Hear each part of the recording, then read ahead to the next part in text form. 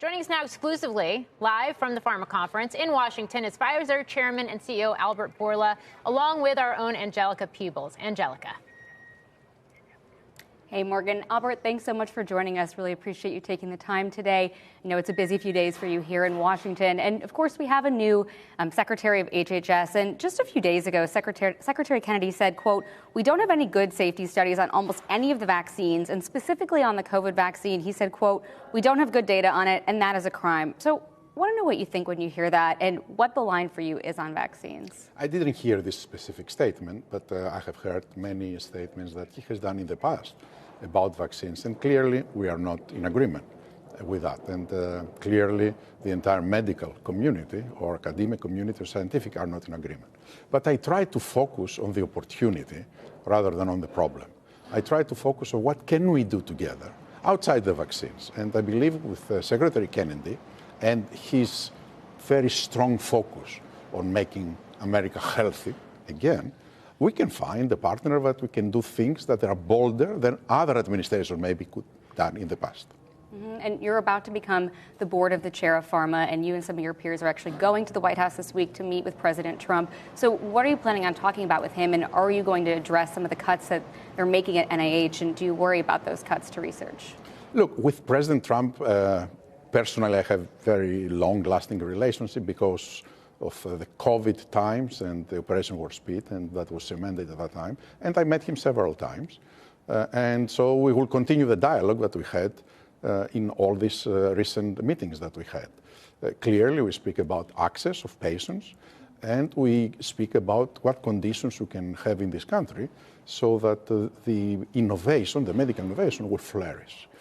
NIH and the cuts that are happening there, clearly, it's something that could affect the overall ecosystem, that it is composed from the big pharma, the small biotechs, the medium-sized biotechs, academia, and venture capital and equity. So that's probably a little bit of negative. But I hope that many other things will become very positive. And as a whole, I think progress in research will be dramatic in the next few years. And we have a question back at headquarters. Yes. Albert, it's great to have you on. Thanks for being with us. I realize it's only one piece of a broader portfolio, but it is the piece that continues to get outsized attention, and that is your vaccine portfolio. Vaccine makers like yourself largely shielded from liability. If the products are safe and effective, what is the need to continue to shield, to have these liability shields, and what happens if those shields are changed or go away completely? If the product is not safe and effective, we'll never get approval from FDA or from the other health authorities. They are very strict when they are approving products, particularly for vaccines, because exactly it's given to healthy people. However, in a system that litigations can flourish, anyone can create a demand that the accident in the car happened because of a vaccine. And with a jury, it's going to be maybe a flip of a coin. And this is, I think, why the Congress, it was not an administration, had passed this legislation that is protecting those that they have approval from the FDA from further liabilities. Albert, some analysts pointing out that a little more than a third of Pfizer's current revenue faces competition from generics over the next 5 years.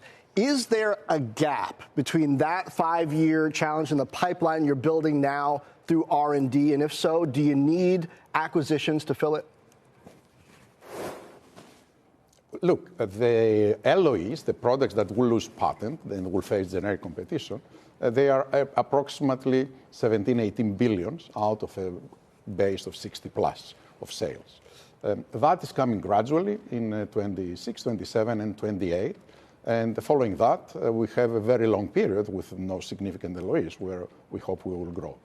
We had proactively taken steps to address this loss of exclusivity by doing significant business development activities.